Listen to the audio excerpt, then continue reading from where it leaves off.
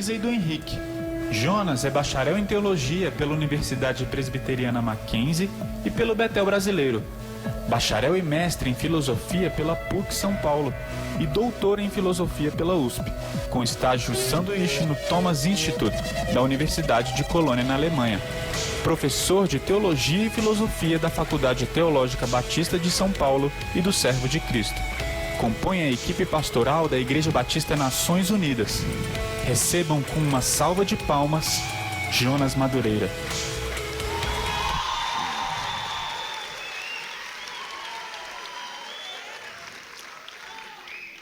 Amém.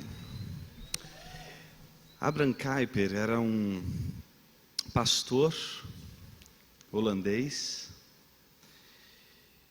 que fundou uma universidade chamada Universidade Livre de Amsterdã. E ele disse uma coisa que marcou a história do pensamento teológico holandês. Não só o pensamento teológico holandês, mas marcou a maneira de pensar do próprio Kuyper acerca da realidade à nossa volta.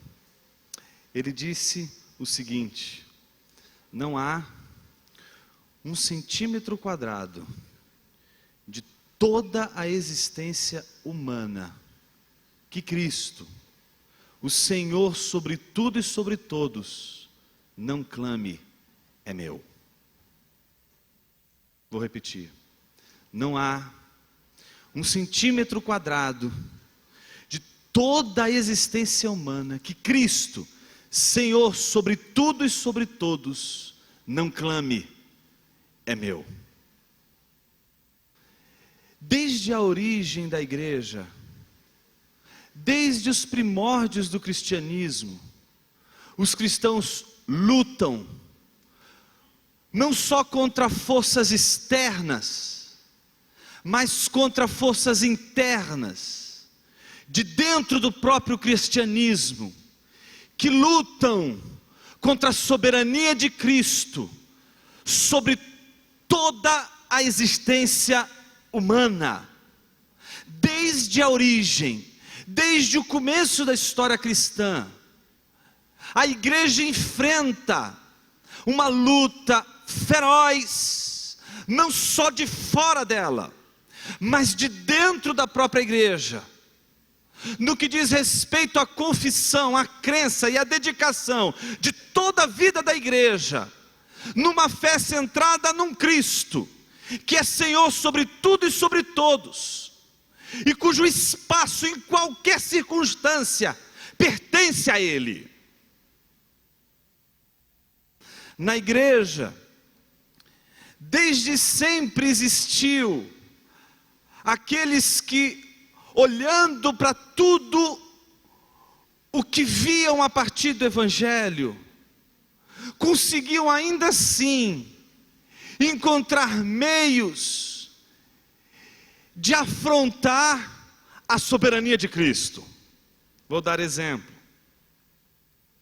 Desde sempre a igreja se viu desafiada e ameaçada em sua crença em Jesus Cristo como Senhor, nas diversas manifestações do dualismo. Jonas, o que é o dualismo? Dualismo não é a mesma coisa que a gente chama de dualidades. Por exemplo, céu, terra, luz, trevas, dia, noite, bem, mal, Senhor, servo. Todas essas situações são realidades da vida. A vida se dá em dualidades, mas a dualidade não é a mesma coisa que o dualismo. O dualismo é uma visão de mundo, o dualismo é uma maneira de pensar, o dualismo é uma maneira de encarar a vida. E essa maneira de pensar, que não é cristã, que não tem a sua origem no cristianismo, mas tem a sua origem na cultura em que o cristianismo está inserido, entrava por todos os lados dentro do cristianismo, fazendo com que cristãos separassem a vida e separassem o mundo em dois reinos, como se houvesse o reino de Deus que é o reino espiritual, o reino da santidade, o reino da luz, e do outro lado, o reino das trevas, o reino de Satã, o reino soturno, o reino nebuloso, o reino escuro, sombrio. Como se existissem duas potências, uma que é o bem, a outra que é o mal, e como se estivéssemos sempre lutando contra essas duas potências. Ora uma vence, ora a outra perde. Sempre o cristianismo se viu desafiado diante do dualismo, que sempre pareceu ser uma maneira das pessoas lidarem com o problema da cultura, com o problema da realidade que as cercam. Veja como isso se tornou sintomático quando a igreja começou a perceber que viver na cidade era algo muito perigoso para a fé. De que as cidades romanas, com todo o seu comércio e também o seu paganismo, contribuía muito para que o indivíduo cada vez mais se distanciasse de Deus. E não foram poucos, mas muitos os cristãos que abandonaram as cidades, foram morar nos desertos, se afastaram do mundo e começaram a dividir o mundo em dois. Mais uma vez, dentro do cristianismo, uma visão que separa e passa um corte, uma linha, e diz: do lado de cá está o lado das trevas, do lado de lá está o lado da luz. De que lado você está? Então os cristãos que estão do lado da luz dizem: nós estamos do lado de cá. E que pereçam aqueles que vivem no lado de lá, que pereçam aqueles que vivem no lado das trevas. Essa maneira de pensar sempre mexeu com a cabeça dos cristãos, sempre esteve presente na cabeça dos cristãos, sempre se tornou uma espécie de tentação na vida da igreja. Não é à toa que C.S. Lewis, no livro chamado Cristianismo Puro e Simples, diz que depois do cristianismo, a única filosofia que de fato conquista e seduz os cristãos é o dualismo. E a pergunta é: por quê? Porque queremos nos proteger de nossos desejos, porque queremos nos proteger de nossas vontades, porque queremos nos proteger da sedução daquilo que nós não consideramos pertencente a Deus, porque não queremos nos sentir atraídos por todas as coisas que olhamos ao nosso redor e não conseguimos enxergar a poderosa mão do Senhor ali presente, porque demos a carta de alforria para uma parte do mundo, porque libertamos o mundo indevidamente das mãos de Deus e achamos que há uma parte do rincão que vivemos que não contempla Jesus Cristo como Senhor e soberano sobre as esferas. E então separamos o mundo e dizemos que Jesus reina em sua igreja, Jesus reina quando estamos reunidos, Jesus é Senhor aqui dentro. Mas quando chega a segunda-feira e vamos para o nosso trabalho, quem reina é o nosso chefe, quem reina são os nossos governantes, quem reina são os professores universitários, quem reina são os políticos, quem reinam são os artistas, quem reinam são aqueles que se movimentam no aspecto da plataforma cultural, de visões de mundo majoritária que governam essa nação. Vivemos sob dois senhorios, vivemos um dualismo que não conseguimos nos libertar desde os primórdios do cristianismo. Os platônicos, que eram também homens que se convertiam ao cristianismo, vinham com uma mentalidade platônica na cabeça. E a mentalidade platônica é aquela que diz o seguinte: existe algo que é bom, que é sobrenatural, que é espiritual e que é maravilhoso. Isso tudo é Deus. E quanto mais ele for espiritual, mais ele será divino. E quanto menos espiritual as coisas forem, mais demoníacas elas serão, mais materiais elas serão. Então tudo que é material, tudo que é feito de matéria, tudo aquilo que é corporal é diabólico, é aquilo que te seduz, é aquilo que te enche de paixões, é aquilo que te tira do caminho de Jesus. Então é preciso você se preocupar com as coisas espirituais, é preciso você se preocupar com o céu, abandonar as vicissitudes da carne, abandonar a matéria, porque a matéria em si é má. O pai do platonismo, um filósofo grego chamado Platão, escreveu um diálogo chamado Timeu, em que ele diz o seguinte: quando Deus quis criar este universo, ele se deparou com um imenso problema. Ele se deparou com o fato de que ele não poderia criar esse universo sem manipular a matéria. Mas Deus é santo, Deus é puro, Deus é espírito. Ele não pode tocar matéria, ele não pode se sujar com a matéria, ele não pode se sujar com o que é corpóreo. Então Deus fez sair de dentro dele um outro ser, menor do que ele e maior do que tudo que é material, e chamou ele de demiurgo. O demiurgo é o mediador da criação. O demiurgo é aquele que olha para a mente divina, enxerga as ideias presentes na cabeça de Deus, e olhando para a mente divina, olhando para a inteligência divina, começa a arquitetar o mundo, manipular o mundo, e ele vai criando o mundo a partir das ideias que estão na mente de Deus. Era a única maneira que Deus poderia criar o universo sem tocar a matéria. Os cristãos tiveram muita dificuldade de lidar com os platônicos, porque os cristãos também entendiam que Deus, quando fez todas estas coisas, quando Ele criou as árvores, quando Ele criou as flores, quando Ele estabeleceu o firmamento com as suas estrelas, quando Ele inseriu nesse universo toda a sua inteligência, Ele não inseriu de forma direta, Ele fez através de um mediador. João capítulo 1, versículo 1 diz: no princípio era o Logos, a palavra estava com Deus e a palavra era Deus. Ele estava no princípio com Deus, todas as coisas foram feitas por intermédio dele, e sem ele, nada do que foi feito se fez. Houve um homem enviado por Deus cujo nome era João. Ele veio para testificar a respeito dessa verdadeira luz, que vinda ao mundo ilumina todos os homens. Ele não era luz, era apenas a testemunha da luz. Estava no mundo, o mundo foi feito por intermédio de suas mãos, mas o mundo não o conheceu. Veio para o que era seu, mas os seus não o receberam. Mas a todos quantos o receberam, deu-lhes o poder de serem feitos filhos de Deus, a saber, os que creem no seu nome, os quais não nasceram da vontade da carne, nem da vontade do sangue, mas da vontade de Deus. E a palavra se fez carne e habitou entre nós, cheio de graça e de verdade, e vimos a sua glória, glória como unigênito do Pai. É muito parecido. O platônico olhava para tudo isso e dizia: é isso que a gente crê, essa é a nossa visão de mundo, nós pensamos assim, nós também acreditamos no mediador, nós também acreditamos em Jesus. E os cristãos olham para os platônicos e percebem que os platônicos também têm um mediador, que os platônicos também pensam um mundo criado por Deus através de um mediador.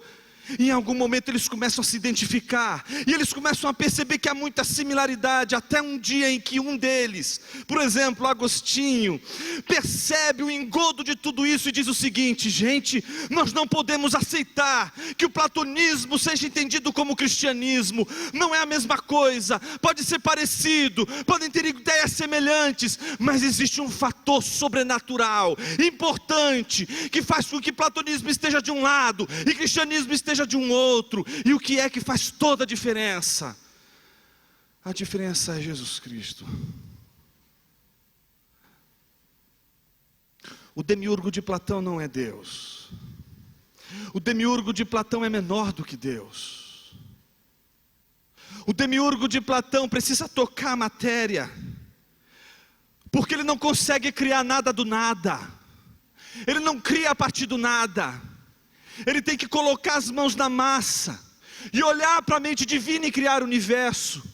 Os cristãos começam a perceber que o cristianismo não se constitui assim, que a visão cristã de mundo é diferente, que os cristãos percebem que a palavra de Deus é aquilo que cria o universo, que o universo não é criado pela manipulação das mãos de Deus, que Deus cria o mundo falando, que Ele vai falando, dizendo haja luz e há luz. Ele, pela sua palavra, vai criando todas as coisas, e Ele traz à existência as coisas a partir do nada. E os cristãos começam a descobrir que tem alguma coisa errada com o platonismo.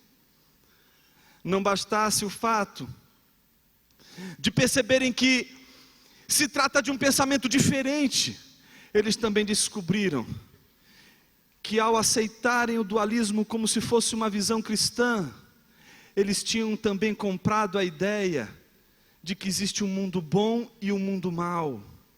O mundo material, ele é perverso, e ele tem um senhor, que é Satã. E o outro mundo, que é o mundo da alma, o mundo do espírito, tem outro Senhor, que é Jesus.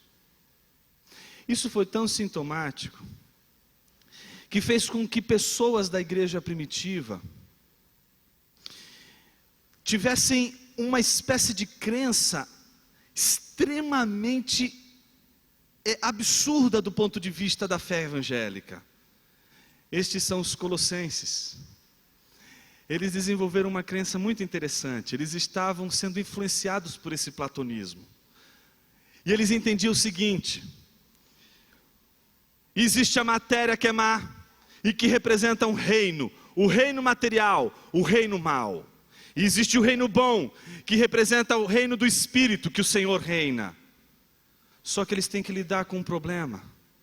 O mediador da criação é Deus, é Jesus.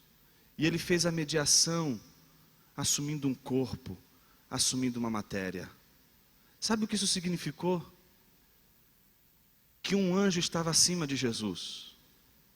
E a igreja de Colossos começou a cultuar os anjos. E a igreja de Colossos, em vez de olhar para Jesus, começou a olhar para os anjos. Porque entendiam que os anjos eram superiores a Jesus. Porque entendiam que os anjos estavam acima de Jesus. Porque entendiam que os anjos, eles tinham, por ser seres espirituais, eles tinham poderes muito maiores do que o de Jesus, que estavam limitados por sua encarnação. Isso aconteceu dentro de uma igreja que Epáfras, discípulo de Paulo, havia plantado, e conforme a designação de Paulo, de uma forma fiel, tão fiel, que lá em Colossenses capítulo 1, versículo 4, o apóstolo Paulo mostra todas as implicações de que o evangelho de fato chegou ali, quando ele diz: tenho ouvido falar da fé que vocês têm em Cristo Jesus, do amor que vocês têm por todos os santos, e por causa da esperança que lhe está reservada nos céus.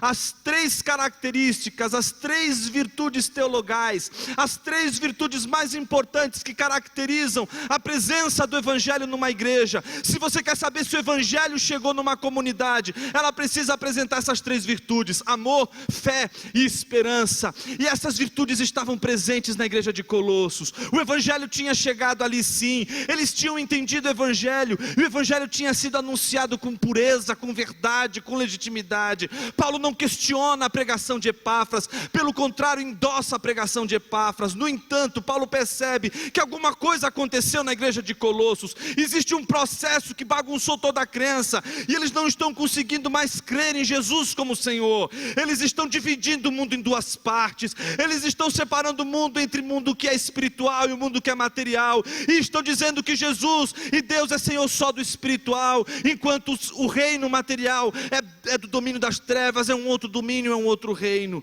Então Paulo resolve escrever essa carta para os colossenses, e ele diz algo bastante significativo no versículo 13. Ele diz assim: pois Deus nos resgatou do domínio das trevas e nos transportou para o reino do seu Filho amado, em quem temos a redenção, a saber, o perdão dos pecados. Veja o que Paulo está dizendo: que Deus transportou o povo de um lugar para outro. Alguns podem achar, e quando estudam essa passagem, que se trata daquela situação em que um general, depois de vencer uma batalha, ele toma posse de pessoas que fazem parte desse povo conquistado e arrasta, leva, cativa esse povo para uma outra geografia, para um outro lugar. Mas existe uma outra possibilidade de interpretar essa passagem, porque a mesma palavra que é usada para transportar é a palavra usada na jardinagem, quando a gente quer transplantar algo. Então Paulo pode ser muito bem que ele não esteja falando que Deus tirou você de um lugar e pôs no outro meramente, mas Ele te tirou com raízes. Não se transplanta sem tirar com raízes, e depois se coloca num outro terreno, com as raízes, para que elas possam nesse outro terreno se acomodar. E isso parece ficar muito claro quando prestamos atenção no versículo de número 6 do capítulo 2, quando Paulo diz: portanto, assim como vocês receberam Cristo Jesus, o Senhor, continuem a viver nele, enraizados, edificados, firmados. São todas todas elas palavras que fazem questão de mostrar que Paulo está falando não meramente de uma mudança geográfica, mas de uma situação em que você é arrancado com raízes de um lugar, e agora você é plantado em outro lugar, e você precisa, demanda uma espécie de situação em que você vai precisar se adaptar a esse novo contexto. Eles têm uma visão de mundo, eles separam o mundo em dois, e esse mundo é dividido entre dois reinos, e eles não conseguem pensar em outra coisa, senão de que existe um reino que não pertence a Deus, que é o reino material, e que Ele não é Senhor da criação, Ele não é Senhor da matéria, porque Ele é Senhor só do espiritual.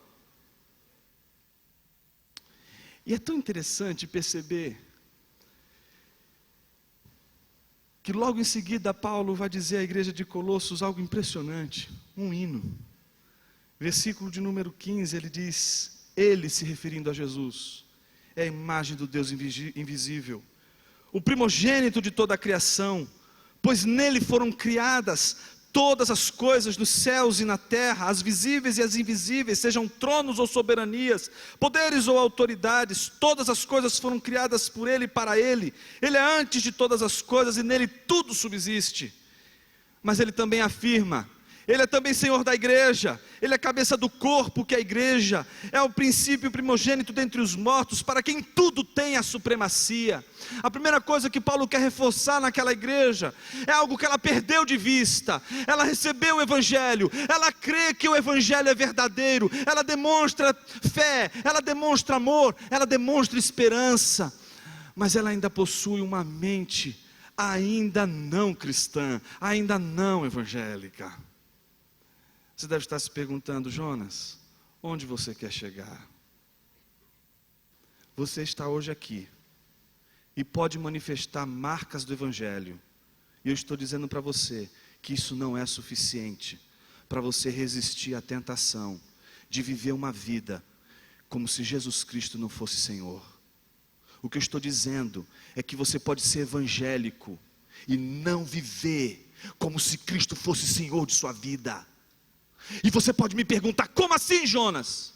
Basta você sair daqui no domingo da sua igreja e na segunda-feira acordar de manhã e ir para o seu trabalho e viver no seu trabalho como se Cristo não fosse Senhor lá do seu trabalho. Basta você entrar na sua universidade na segunda-feira e viver lá naquela universidade como se Cristo não fosse o Senhor de tudo aquilo ali. Basta você ir da rua e fazer todas as suas obrigações no seu dia a dia, no contexto da cidade, e você achar que aquele lugar não é lugar de Deus, que aquele lugar não está submisso ao senhorio de Cristo, para que você viva uma vida não como Cristo, Senhor de sua vida.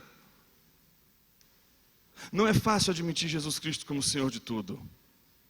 Por isso que é mais fácil a gente passar um corte e dizer o seguinte: aqui existe o mundo da igreja e lá é o mundo dos ímpios. Todo mundo empificado, todo mundo ali, não é, largado nas trevas, e aqui a gente fica confortavelmente, não é, onde aqui reina a paz, e aí reina também as nossas mais terríveis esquisitices.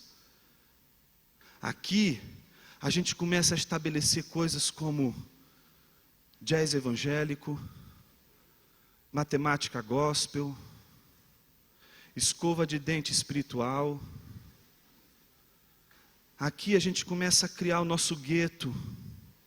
Aqui a gente começa a murar nossas famílias, blindar nossos filhos. A gente começa a estabelecer uma espécie de aquário para ter nossa família salvo, para ter nossos filhos protegidos. E a gente aposta tudo nisso. E a gente fica com medo até de ter filhos, porque esse mundo está perdido, a gente diz. Esse mundo jaz do maligno, a gente usa até base bíblica. Quando a gente quer pecar com gosto, a gente usa até a Bíblia. Porque crente, se não pecar com base bíblica, não consegue dormir de noite. É que nem Davi. Se você pega, Davi, ele está com um dilema terrível. Qual é o dilema de Davi? Ele olha a moça lá e diz o seguinte: puxa vida, eu acho que eu quero essa moça para mim. E aí ele descobre que ela é casada. Eu não posso, eu vou cair lá no mandamento do adultério. Não vai dar. A não ser que ela fique viúva, viúva pode.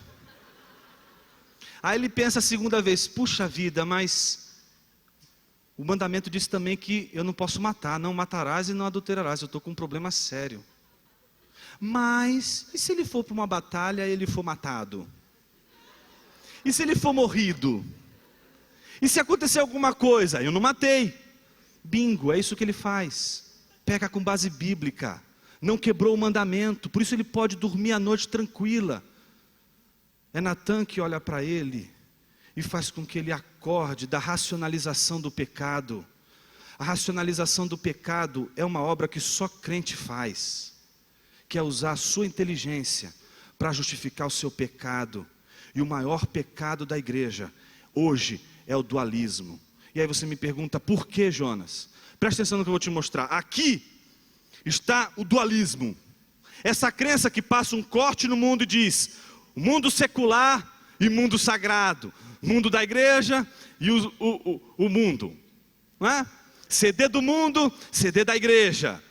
Então a gente separa, faz o corte. Então isso, a gente diz que é o evangelho. Só que isso não é o evangelho. Isso é o falso evangelho. Isso é uma visão de mundo que não corresponde com o evangelho.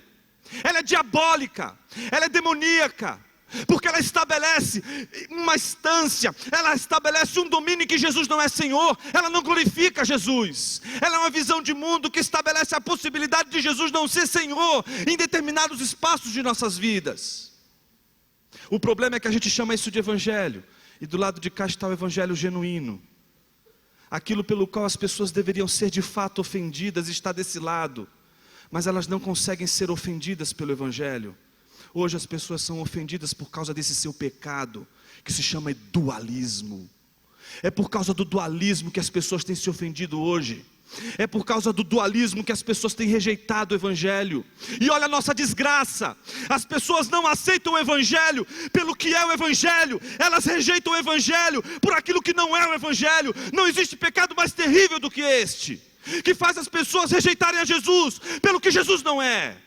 Não bastasse isso, o nosso pecado é duplo, porque ele cria uma reação. Qual é a reação? Uma coisa chamada secularismo. Sabe o que é secularismo? Secularismo é a blindagem do mundo. É o mundo que se defendeu de você e do seu dualismo.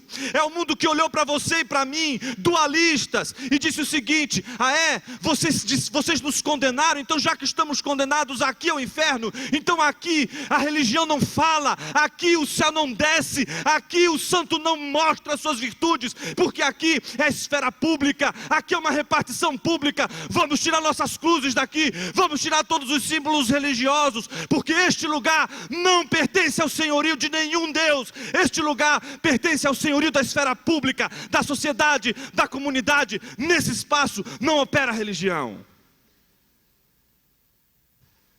Quem criou isso fomos nós. Fomos nós que criamos o secularismo, por causa de algo que não é o evangelho. E se hoje nós temos dificuldade de trabalhar e de nos envolvermos com a cidade, é porque quando nos encontramos na cidade, somos completamente hostilizados.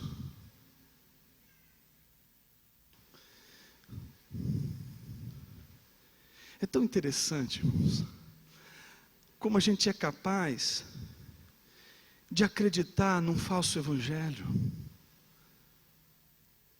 É tão falso esse evangelho, que faz você acreditar que a única coisa que agrada a Deus é cantar, tocar e pregar. Ih, pastor, eu não sei cantar, sou desafinado. Olha, tocar, até quando eu toco a campainha da minha casa, desafina. Falar em público, você não está vendo que eu sou tímido, eu não consigo, eu gaguejo, não dá, não é para mim. O que você faz da vida, filhinho? Eu estudo zootecnia. Zootecnia, filho? A Arca de Noé foi muito tempo atrás. Não vai dar para a gente usar você aqui na igreja. Sabe qual é a nossa maior crise? Nossos pais não querem que você seja missionário. Eu fui de um tempo que não existe mais.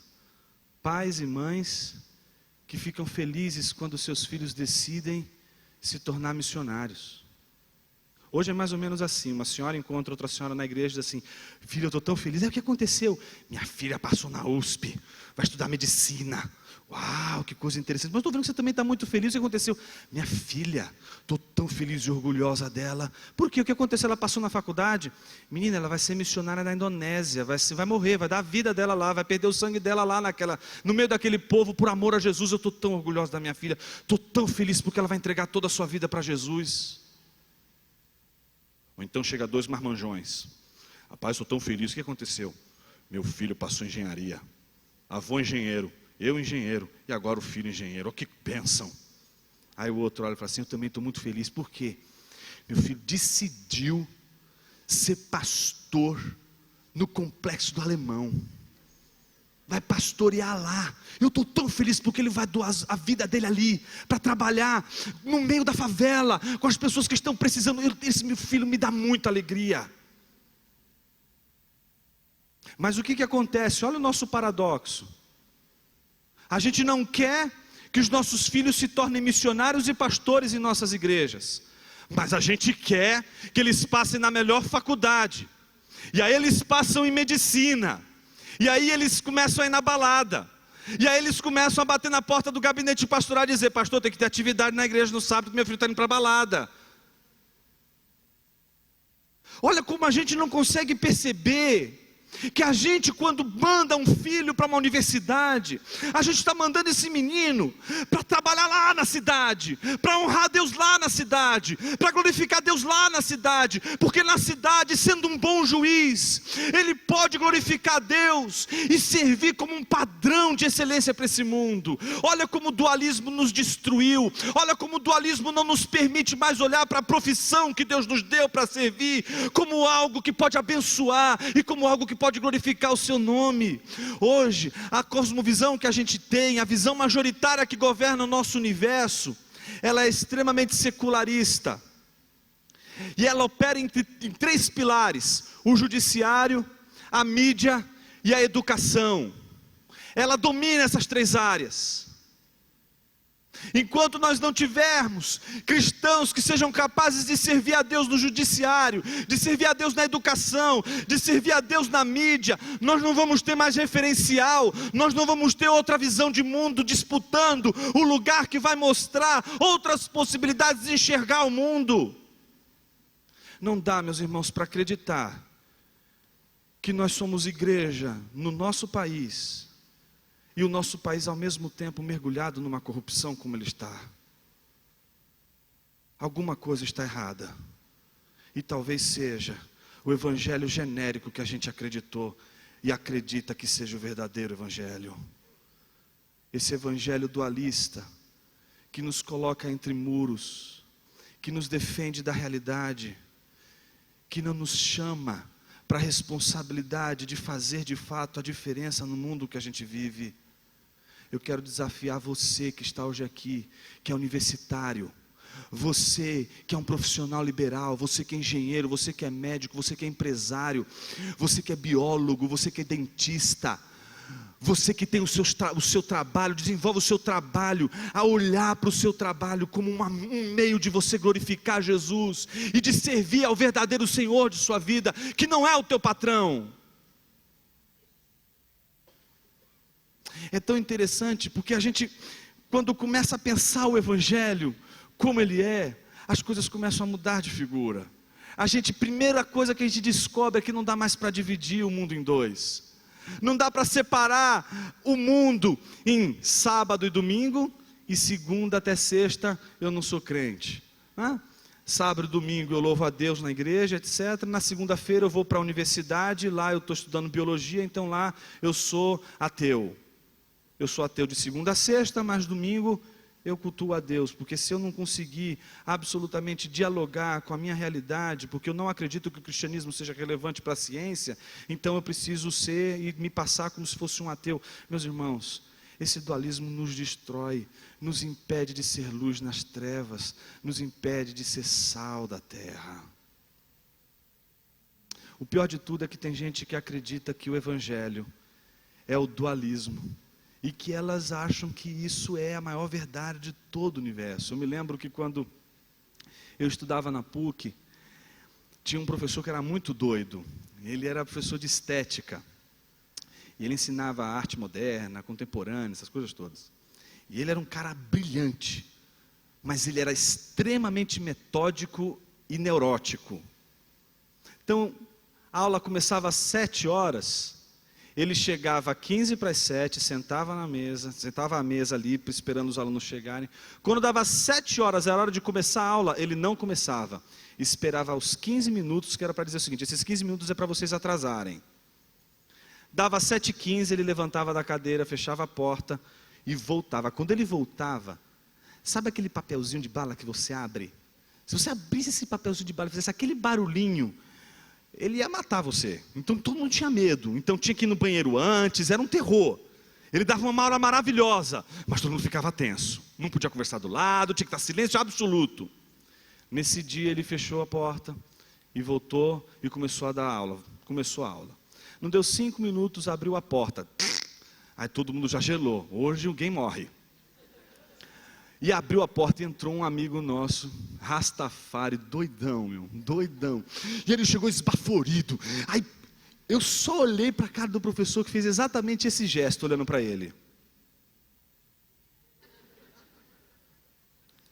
Acompanhou ele até sentar. Só com aquela olhada, eu acho que eu urinava nas calças naquela hora.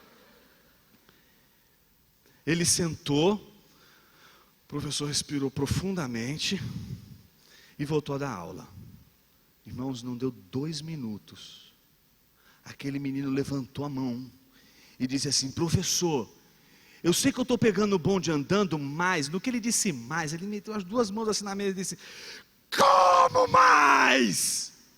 Em que mundo você vive, criatura? Você acha que a história... Ele fez bem assim, o cabelo bagunçou tudo. Você acha que a história da humanidade começou, seu infeliz, quando você entrou pela porta ali, criatura? Você acha que o mundo inteiro gira ao seu redor?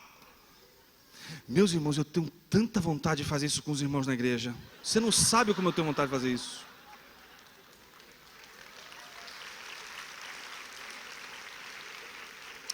Eu morro de vontade de fazer isso. Sabe por quê? Porque o sujeito acha que o evangelho começou quando ele entrou na igreja.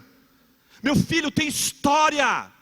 Você está numa viagem que já aconteceu há muito tempo, há 2000 anos.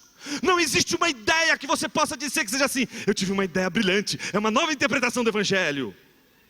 Você é um demônio se você fala uma coisa dessa, criatura. Tem 2000 anos de história. Nós não estamos tratando uma ideiazinha de alguém lunático que um dia teve uma ideia interessante. Nós estamos tratando de uma ideia de 2000 anos de história. 2000 anos em que cristãos lutam contra o dualismo. E todas as vezes, meus irmãos, pode estudar, todas as vezes que os cristãos se perceberam do dualismo e voltaram a pregar o evangelho, sabe o que eles começaram a fazer? Pregar o evangelho e abrir escola, mas não é escola para crente, é escola para todo mundo. Eles começaram a pregar o evangelho, mas também começaram a construir hospitais. É isso que está faltando em nossa vida, é isso que está faltando em nossa igreja, o entendimento de que Jesus é Senhor sobre todas as esferas. Quando a gente pregar o evangelho de verdade, nós vamos ter políticos de verdade, e não pastores analfabetos teologicamente, e ignorantes politicamente, agindo de uma maneira desastrosa no contexto da política, ainda que defendendo a coisa certa. Nós estamos pagando pelo preço da nossa omissão. Não adianta você olhar para os políticos hoje evangélicos, da bancada evangélica, e dizer: olha como eles são endemoniados. Nós somos endemoniados. Somos nós que não conseguimos plantar em nossas igrejas nenhuma estratégia para formar um economista que honre o nome de Jesus, um político que honre o nome de Jesus. Um político, um economista que não lute pelas causas de uma denominação ou de nossas igrejas, mas que mostre para o mundo que nós não somos esses egoístas que o mundo pensa que nós somos, que nós só pensamos em nosso umbigo, que nós só pensamos em ter dinheiro, poder, dinheiro, poder, dinheiro, poder. Esse não é o reino de Cristo Jesus. Ou a gente muda a nossa cabeça, ou a gente volta a viver na nossa casinha, protegida do mundo, esperando o céu chegar, esperando o mundo dar certo, esperando as coisas acontecerem. Chegou a hora de você e eu repensarmos: que evangelho é esse que estamos vivendo?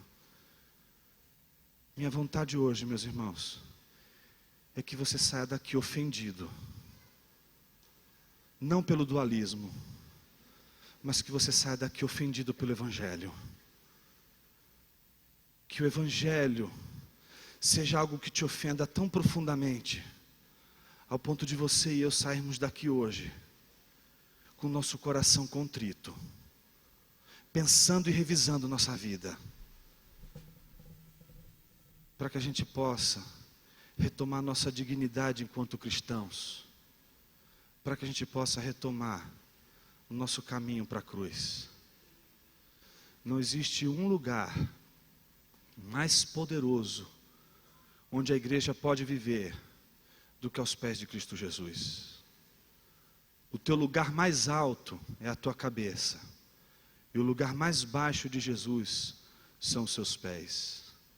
E para você enxugar os pés de Jesus com seus cabelos, você vai ter que dobrar os seus joelhos. Você vai ter que reconhecer o senhorio de Jesus. E na verdade, você faz isso todas as vezes em que você começa a sua oração dizendo: Senhor. É a melhor maneira de, em silêncio, você confessar a sua real identidade. Quando você diz Senhor, em silêncio, você também está dizendo quem você é. O dualismo é um falso evangelho. É um evangelho que promete para você uma visão piedosa. Somos piedosos, somos santos, separados. Aqui não entra o pecado. Somos todos puros, santo, imaculado. Mas a Bíblia um dia nos disse que existem demônios que se apresentam como anjos de luz. Que Deus te abençoe, meu irmão. Que Deus te abençoe, minha irmã. E que o evangelho verdadeiro possa transformar a tua mente. E que se você está percebendo que as suas raízes, elas estão se acostumando, mas que ainda tem um jeito de pensar dualista, é hora de você ser vencido pelo Evangelho mais uma vez.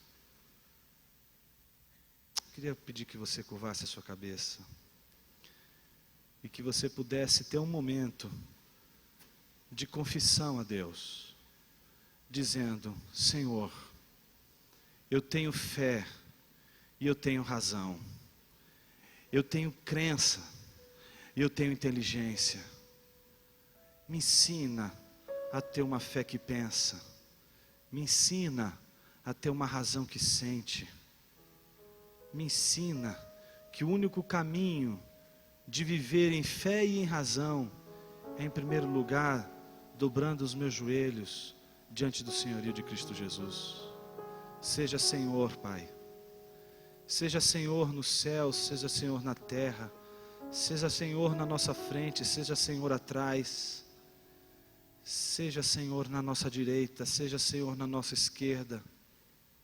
E que não haja 1 centímetro quadrado de nossa existência que não sejamos capazes de enxergar o Teu senhorio. Seja Senhor sobre nós, Pai. Seja Senhor sobre o nosso coração. Nos liberta de nosso egocentrismo.